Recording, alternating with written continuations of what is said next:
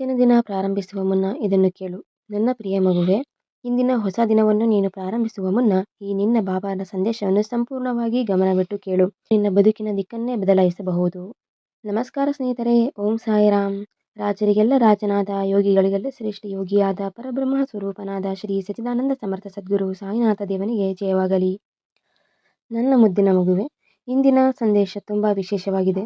ಇದನ್ನು ಗಮನವಿಟ್ಟು ಕೇಳು. ನನ್ನ ಪ್ರಿಯ ಮಗುವೆ, ನೀನು ಎಷ್ಟೇ ದೂರದಲ್ಲಿರು, ನೀನು ಹೇಗೆ ಇರು, ಯಾವ ರೀತಿಯಲ್ಲೇ ಇರು, ನನಗೆಲ್ಲವೂ ತಿಳಿಯುತ್ತದೆ.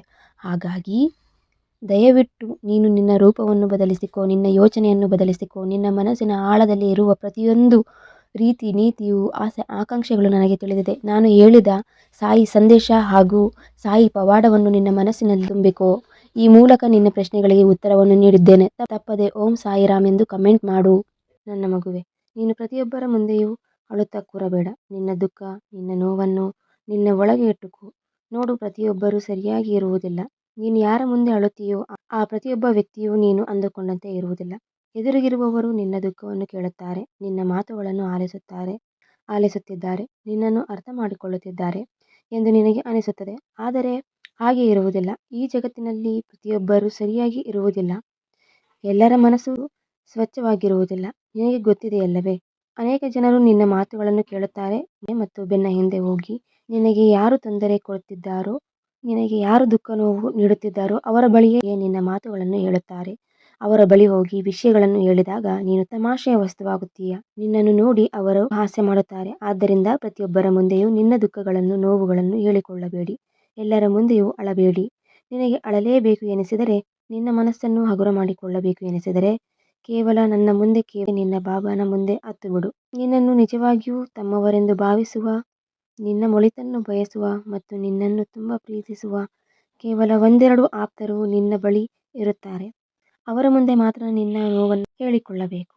ನೀನು ಮಾಡುತ್ತಿರುವ ಕೆಲಸದಲ್ಲಿ, ನೀನು ಮುಂದೆ ಸಾಗುತ್ತಿರುವ ಕ್ಷೇತ್ರದಲ್ಲಿ ನಿನಗೆ ಖಂಡಿತವಾಗಿಯೂ ಪುರಸ್ಕಾರ ಸಿಗುತ್ತದೆ. ಖಂಡಿತ ಸಿಗುತ್ತದೆ. ನಿನ್ನ ಜೀವನದಲ್ಲಿ ನಿನ್ನೆದುರು ಬರುವ ಪ್ರತಿಯೊಂದು ಅಡೆತಡೆಗಳನ್ನು ನಾನು ಖುದ್ದಾಗಿ ನಿಂತು ತೆಗೆಯುತ್ತೇನೆ. ನಿನ್ನ ಮೌನ ಪ್ರಾರ್ಥನೆಗೂ ನನ್ನಲ್ಲಿ ಉತ್ತರವಿದೆ. ನನ್ನ ಭಕ್ತನ ಜೀವಂತ ಉದಾಹರಣೆಯನ್ನು ನಿನಗೆ ನೀಡುತ್ತೇನೆ. ಸ್ನೇಹಿತರೆ, ಈ ಉದಾಹರಣೆ ರೀಸೆಂಟಾಗಿ ನಡೆದಿರೋ ಸಾಯಿ ಭಕ್ತನ ಜೀವನದಲ್ಲಿ ಒಂದು ಅದ್ಭುತ ಪವಾಡ. ಅದನ್ನು ನಾನು ನಿಮ್ಮ ಜೊತೆಗೆ ಹಂಚಿಕೊಳ್ತೇನೆ. ಮೇಲಿನ ಸಂದೇಶಕ್ಕೂ ಮತ್ತು ಈ ಕತೆಗೂ ನಿಮಗೆ ಒಂದು ಲಿಂಕ್ ಆಗುತ್ತೆ. ಈ ಕತೆ ಮೂಲಕ ಬಾಬಾ ನಿಮ್ಮ ಪ್ರಶ್ನೆಗೆ ಉತ್ತರನ ಕೊಡೋದಕ್ಕೆ ಹೊರಟಿದ್ದಾರೆ. ಹೇಗೆ ನಿಮ್ಮ ಮಾತನ್ನು ಬಾಬಾರವರು ಆಲಿಸ್ತಾರೆ, ನಿಮ್ಮ ನೋವನ್ನು ಕೇಳ್ತಾರೆ ಅನ್ನೋದಕ್ಕೆ, ನಿಮ್ಮ ಮನಸ್ಸಿನ ವೇದನೆಯನ್ನು ಬಾಬಾರವರು ಅರ್ಥ ಮಾಡಿಕೊಂಡು ಎಲ್ಲನೂ ಸರಿ ಮಾಡ್ತಾರೆ ಅನ್ನೋದಕ್ಕೆ ಈ ಕಥೆನೇ ಸಾಕ್ಷಿಯಾಗಿದೆ. ಸ್ನೇಹಿತರೆ, ಬನ್ನಿ ನಿಜ ಜೀವನದಲ್ಲಿ ಆದ ಸಾಯಿ ಭಕ್ತನ ಕಥೆಯನ್ನು ಕೇಳಿ ತಿಳಿದುಕೊಳ್ಳೋಣ. ಸಾಯಿ ಬಾಬಾ ಹೇಳುತ್ತಾರೆ, ನಿಮ್ಮ ಮೇಲಿನ ನನ್ನ ಭಕ್ತಿ ಮತ್ತು ನಾನು ನಿಮ್ಮನ್ನು ಆಲಿಸುವ ರೀತಿಗೆ ಈ ನೈಜ ಘಟನೆಯೇ ಸಾಕ್ಷಿ. ಕೆಲವು ವರ್ಷಗಳ ಹಿಂದೆ ಸಾಯಿ ಭಕ್ತನೊಬ್ಬ ಶಿರಡಿಯ ಸಮಾಧಿ ಮಂದಿರದಲ್ಲಿ ಶೇಜಾರತಿಯಲ್ಲಿ ಪಾಲ್ಗೊಳ್ಳುವ ಸೌಭಾಗ್ಯ ಸಿಗುತ್ತದೆ. ಆ ಭಕ್ತನಿಗೆ ಕ್ಯೂನಲ್ಲಿ ನಿಂತಿದ್ದಾಗ ಸರಿಯಾಗಿ ಮುಂದೆಯೇ ಒಬ್ಬ ಎತ್ತರದ ವ್ಯಕ್ತಿ ತನ್ನ ಮಗುವನ್ನೇ ಎತ್ತಿಕೊಂಡು ನಿಂತಿರುತ್ತಾನೆ. ಆತ ನಿಂತಿದ್ದರಿಂದ ದರ್ಶನ ಸಂಪೂರ್ಣವಾಗಿ ಮರೆಯಾಗಿತ್ತು. ಅಂದರೆ ಆ ಉದ್ದನೆಯ ವ್ಯಕ್ತಿ ಇವ್ರ ಮುಂದೆ ನಿಂತಿದ್ದರಿಂದ ಏನು ಸಾಯಿ ಭಕ್ತರು ಇರ್ತಾರಲ್ಲ, ಅವರು ಹಿಂದೆ ಇರೋರಿಗೆ ಕಾಣ್ತಾ ಇರೋದಿಲ್ಲ. ಅವರು ಎಷ್ಟೇ ಕಷ್ಟಪಟ್ಟು ಕಾಲ್ ಬೆರಳುಗಳ ಮೇಲೆ ನಿಂತು ಸುತ್ತಲೂ ಇಣುಕಿ ನೋಡಲು ಪ್ರಯತ್ನಿಸಿದರೂ ಅವರಿಗೆ ಬಾಬಾರವರ ದಿವ್ಯ ಮುಖವನ್ನು ನೋಡಲು ಸಾಧ್ಯವಾಗುತ್ತಿರಲಿಲ್ಲ ಕೂಡ. ಆರತಿ ಶುರುವಾಗುವ ಕೆಲವೇ ಕ್ಷಣಗಳ ಮುನ್ನ ಬಾಬಾರವರನ್ನ ಕಣ್ಣು ಮುಚ್ಚಿ ಸಾಯಿ ಭಕ್ತರು ಮನಸ್ಸಿನಲ್ಲೇ ಮೌನವಾಗಿ ಪ್ರಾರ್ಥಿಸುತ್ತಾರೆ. ಬಾಬಾ, ಈ ಆರತಿಯ ಸಮಯದಲ್ಲಿ ನನಗೆ ನಿಮ್ಮನ್ನು ನೆಮ್ಮದಿಯಾಗಿ ನೋಡಲು ಸಾಧ್ಯವಾಗುತ್ತದೆಯೇ ಎಂದು ಮನಸ್ಸಿನಲ್ಲಿ ಬಾಬಾರವರಿಗೆ ಪ್ರಶ್ನೆ ಮಾಡಿ ಕೇಳುತ್ತಾರೆ ಮತ್ತು ದಯವಿಟ್ಟು ನನಗೆ ಇನ್ನು ಆರತಿಯನ್ನು ನೋಡುವ ಭಾಗ್ಯ ಕರುಣಿಸು ಎಂದು ಪ್ರಾರ್ಥಿಸಿಕೊಳ್ಳುತ್ತಾರೆ. ಭಕ್ತರ ಬಾಯಿಂದ ಒಂದೇ ಒಂದು ಪದವನ್ನು ಹೊರಹಾಕುತ್ತಿದ್ದರು. ಹೃದಯದ ಆಳದಲ್ಲಿ ಪಿಸುಗುಟ್ಟಿದ ಆ ಮೌನ ಪ್ರಾರ್ಥನೆ ನನಗೆ ತಲುಪಿತ್ತು. ಕೆಲವೇ ಕ್ಷಣಗಳಲ್ಲಿ ಇಡೀ ಮಂದಿರ ಸೂಜಿ ಬಿದ್ದರೂ ಶಬ್ದ ಕೇಳಿಸುವಷ್ಟು ಶಾಂತವಾದಾಗ ಆ ವ್ಯಕ್ತಿಯ ಕೈಯಲ್ಲಿದ್ದ ಸಣ್ಣ ಮಗು ಇದ್ದಕ್ಕಿದ್ದಂತೆ ಜೋರಾಗಿ ಅಳಲು ಪ್ರಾರಂಭಿಸಿತು. ಮಗುವಿನ ಅಳು ಎಷ್ಟು ತೀವ್ರವಾಯಿತೆಂದರೆ ಆರತಿ ಪ್ರಶಾಂತವಾಗಿ ನಡೆಯಲೆಂದು ಅರ್ಚಕರು ಆ ವ್ಯಕ್ತಿಯನ್ನು ಹಿಂಭಾಗಕ್ಕೆ ಹೋಗುವಂತೆ ಕೇಳಿಕೊಂಡರು. ಆಗ ಭಕ್ತನಿಗೆ ಕಣ್ಣುಗಳಲ್ಲಿ ನೀರು ತುಂಬಿ ಮೈ ಜುಮ್ಮೆಂದಿತು. ಆ ಭಕ್ತನಿಗೆ ಅರ್ಥವಾಯಿತು, ಸಾಯಿ ದರ್ಶನಕ್ಕೆ ಅಡ್ಡಲಾಗಿದ್ದ ಆ ಗೋಡೆಯನ್ನು ಪಕ್ಕಕ್ಕೆ ಸರಿಸಲು ನಾನು ಮಾಡಿದ ಲೀಲೆ ಇದು. ಸಾಯಿ ಭಕ್ತನು ಒಂದೇ ಒಂದು ಪದವನ್ನು ಹೊರಗೆ ಆಡದಿದ್ದರೂ ಅವನ ಮನಸ್ಸಿನಲ್ಲಿದ್ದ ಮೌನ ಪ್ರಾರ್ಥನೆಯನ್ನು ಸಹ ಆಲಿಸಿ ಸಾಯಿಬಾಬಾರವರು ಅವರದೇ ಆದ ರೀತಿಯಲ್ಲಿ ಪವಾಡದ ಮೂಲಕ ಉತ್ತರಿಸಿದ್ದರು, ನಾನು ನಿನ್ನ ಮಾತನ್ನು ಕೇಳಿಸಿಕೊಂಡಿದ್ದೇನೆ ಎಂದು. ಸ್ನೇಹಿತರೆ, ಬದುಕಿನ ಆನಂದ ಮತ್ತು ನಿನ್ನ ಕರ್ತವ್ಯದ ಹಾದಿ. ಆದ್ದರಿಂದ ಕೇಳು ಮಗುವೆ, ಸಣ್ಣ ಪುಟ್ಟ ಖುಷಿಗಳಿದ್ದರೂ ಅದನ್ನು ಸಂಭ್ರಮಿಸು. ಆ ಪುಟ್ಟ ಸಂತೋಷಗಳನ್ನು ನಿನ್ನ ಕೈಯಾರೆ ಹಾಗೆ ಹೋಗಲು ಬಿಡಬೇಡಿ. ಯಾವುದಕ್ಕೂ ಖುಷಿಪಡು. ಏಕೆಂದರೆ ಜೀವನ ಎಲ್ಲರ ಬಾಳಲು ಸಂತೋಷವನ್ನು ನೀಡುವುದಿಲ್ಲ. ಎಲ್ಲರ ಜೀವನದಲ್ಲೂ ಏನೇನೋ ವಿಷಯಗಳು ಬರುತ್ತವೆ. ಆದರೆ ಪ್ರತಿಯೊಬ್ಬರೂ ಅದನ್ನು ಆನಂದಿಸಿ ಬದುಕಲು ಸಾಧ್ಯವಾಗುವುದಿಲ್ಲ. ನೀನು ಈ ಸಂತೋಷವನ್ನು ಅನುಭವಿಸಿ ಬದುಕುವವನಾಗು. ಖುಷಿ ಚಿಕ್ಕದಿರಲಿ ಅಥವಾ ದೊಡ್ಡದಿರಲಿ, ಪ್ರತಿ ಸಂತೋಷದಲ್ಲೂ ಖುಷಿಯಾಗಿರು. ಜೀವನದಲ್ಲಿ ಆನಂದವನ್ನು ಪಡು. ಇದೇ ಜೀವನ. ಜೀವನದಲ್ಲಿ ಏನೆಲ್ಲ ಬರುತ್ತದೆ ಮತ್ತು ಹೋಗುತ್ತದೆ.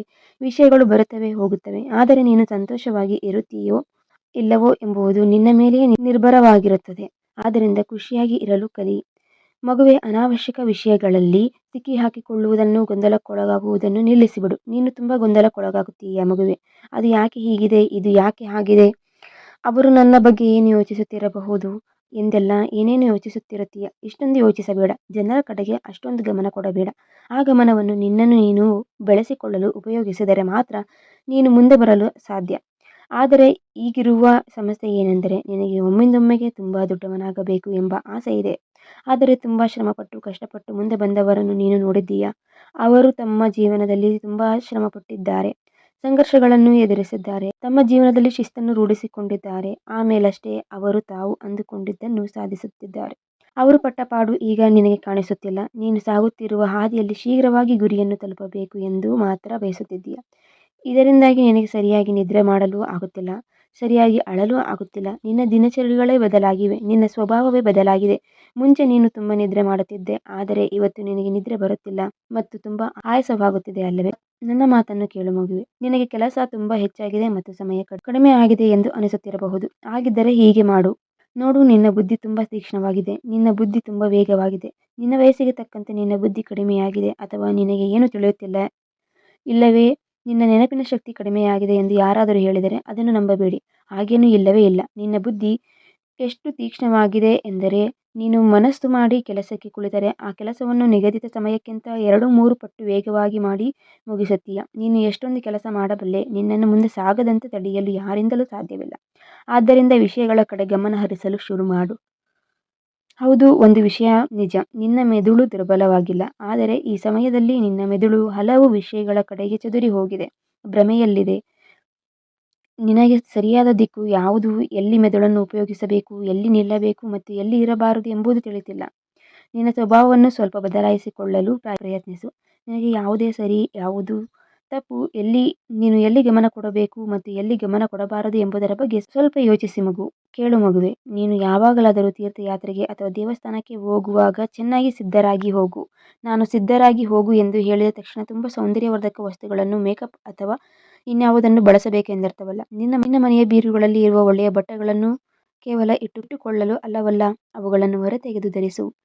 ಸರಳತೆ ಎಂದರೆ ಹರಿದ ಹಳೆಯ ಬಟ್ಟೆಗಳನ್ನು ಹಾಕಿಕೊಂಡು ಓಡಾಡುವುದು ಎಂದಲ್ಲ.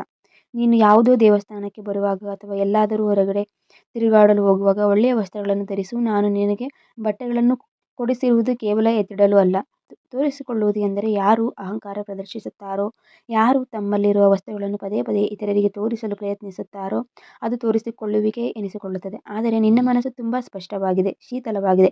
ಇತರರೊಂದಿಗೆ ಏನನ್ನೋ ತೋರಿಸಬೇಕು ಅಥವಾ ಯಾವುದೋ ಕೆಟ್ಟ ಆಲೋಚನೆಯೇ ನಿನ್ನ ಒಳಗಿಲ್ಲ. ನಿನ್ನ ಮನಸ್ಸು ತುಂಬ ಪವಿತ್ರವಾಗಿದೆ ಮಗುವೆ. ಮತ್ತು ಯಾಕೆ ಹಾಗೆ ಯೋಚಿಸುತ್ತೀಯ? ನಾನು ನಿನಗೆ ವಸ್ತುಗಳನ್ನು ಕೊಡಿಸುತ್ತಿದ್ದರೆ ನೀನು ಅದನ್ನು ಧರಿಸಿಕೊಳ್ಳಲಿ ಎಂದೆ.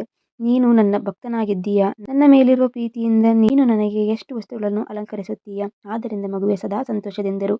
ಯಾವಾಗಲೂ ನಗುತ್ತಾ ಇರು. ನನ್ನ ಆಶೀರ್ವಾದ ಸದಾ ನಿನ್ನೊಂದಿಗೆ ಇರುತ್ತದೆ. ಮಗುವೆ, ಪ್ರತಿಯೊಂದು ಪಿಸುಬಿಟ್ಟುವಿಕೆಯನ್ನು ನೀನು ಹೇಳುವ ಮುನ್ನವೇ ನಾನು ಬಲ್ಲೆ. ನೀನು ಒಂಟಿಯಲ್ಲ. ಇಂದಿನ ಈ ದಿನದಂದು ಪ್ರತಿಯೊಂದು ಹೆಜ್ಜೆಯಲ್ಲೂ ನಿನ್ನ ಬದುಕಿನ ಪ್ರತಿ ಅಡೆತಡೆಗಳನ್ನು ನಿವಾರಿಸುತ್ತಾ ನಾನು ನಿನ್ನೊಂದಿಗಿದ್ದೇನೆ. ಧೈರ್ಯವಾಗಿ ಮುನ್ನಡೆ. ಸಾಯಿ ಭಕ್ತನು ಯಾವ ರೀತಿ ಬಾಬಾರವರಿಗೆ ಪ್ರಾರ್ಥಿಸಿದನು? ಜೋರಾಗಿ ಪ್ರಾರ್ಥಿಸಿದನೆ, ಬಾಯಿ ಬಿಚ್ಚಿ ಪ್ರಾರ್ಥಿಸಿದನೆ ಅಥವಾ ಮನಸ್ಸಿನಲ್ಲಿ ಪ್ರಾರ್ಥಿಸಿದನೆ ಎಂದು ಕಮೆಂಟ್ ಮೂಲಕ ತಿಳಿಸಿ. ನಾವು ನಿಮಗಾಗಿ ನಮ್ಮ ಗ್ರೂಪ್ನಲ್ಲಿ ಅದ್ಭುತವಾದ ಪ್ರಾರ್ಥನೆಯನ್ನು ಮಾಡುವ ಮೂಲಕ ನಿಮ್ಮ ಉತ್ತರಕ್ಕೆ ಗೌರವವನ್ನು ನೀಡುತ್ತೇವೆ ಸ್ನೇಹಿತರೆ. ನನ್ನ ಪ್ರಿಯ ಮಗುವೆ, ನಾನು ನಿನಗಾಗಿ ಈ ಸಂದೇಶದ ಮೂಲಕ ನೀನು ಯಾವ ರೀತಿ ಇರಬೇಕು ಎಂಬುದನ್ನು ತಿಳಿಸಿದ್ದೇನೆ. ಹಾಗೂ ನಿನ್ನ ಮನಸ್ಸಿನಲ್ಲಿ ನೀನು ಮಾಡುವ ಪ್ರತಿಯೊಂದು ಪ್ರಾರ್ಥನೆಯನ್ನು, ನಿನ್ನ ಮನಸ್ಸಿನ ನೋವನ್ನು ಹಾಗೂ ವೇದನೆಯನ್ನು, ಕಷ್ಟಗಳನ್ನು ನಾನು ಅರಿತುಕೊಂಡಿದ್ದೇನೆ ಹಾಗೂ ಪರಿಹರಿಸುತ್ತೇನೆ ಎಂದು ಸಾಯಿ ಪವಾಡದ ಮೂಲಕ, ಸಾಯಿ ಸಂದೇಶದ ಮೂಲಕ ತಿಳಿಸಿದ್ದೇನೆ. ಇದನ್ನು ನೀನು ನಿನ್ನ ಜೀವನದಲ್ಲಿ ಅಳವಡಿಸಿಕೊಳ್ಳುವುದಾದರೆ ತಪ್ಪದೆ ಓಂ ಸಾಯಿರಾಮ್ ಎಂದು ಕಮೆಂಟ್ ಮಾಡು. ಥ್ಯಾಂಕ್ ಯು ಬಾಬಾ ಎಂದು ಕಮೆಂಟ್ ಮಾಡುವ ಮೂಲಕ ನನ್ನ ಮಾತನ್ನು ನೀನು ಒಪ್ಪಿಕೊಂಡಿದ್ದೀಯಾ ಎಂದು ಸಾಬೀತುಪಡಿಸು. ಸ್ನೇಹಿತರೆ, ಈ ಒಂದು ಸಂದೇಶದಲ್ಲಿ ಮತ್ತು ಸಾಯಿ ಪವಾಡದಲ್ಲಿ ನಿಮ್ಮ ಎಲ್ಲ ಪ್ರಶ್ನೆಗಳಿಗೂ ಉತ್ತರ ಸಿಕ್ಕಿರುತ್ತೆ ಅಂತ ಭಾವಿಸ್ತೀನಿ. ಸ್ನೇಹಿತರೆ, ತಪ್ಪದೆ ನಿಮ್ಮ ಜೀವನದಲ್ಲೂ ಆಗಿರ್ತಕ್ಕಂತಹ ಸಾಯಿ ಪವಾಡವನ್ನು ಸ್ಕ್ರೀನ್ ಮೇಲೆ ಕಾಣ್ತಿರೋ ನಂಬರಿಗೆ ಶೇರ್ ಮಾಡಿ ಅಥವಾ ಕಮೆಂಟ್ ಮೂಲಕ ನಿಮ್ಮ ಅನುಭವವನ್ನು ಹಂಚಿಕೊಳ್ಳಿ. ಇದರಿಂದ ಸಾಯಿ ಭಕ್ತರಿಗೆ ಎಷ್ಟೋ ಪ್ರಶ್ನೆಗಳಿಗೆ ಉತ್ತರ ಸಿಗುತ್ತದೆ. ಸ್ನೇಹಿತರೆ, ಇದಾಗಿತ್ತು ಇವತ್ತಿನ ಸಾಯಿ ಪವಾಡ ಮತ್ತು ಸಾಯಿ ಸಂದೇಶ.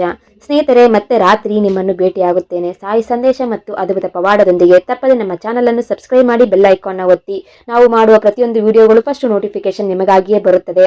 ಮತ್ತು ನಮ್ಮ ಚಾನಲಿನಲ್ಲಿ ಬರ್ತಕ್ಕಂತಹ ಪ್ರತಿಯೊಂದು ವಿಡಿಯೋವನ್ನು ನೀವು ನೋಡ್ತಿದ್ದೀರಿ.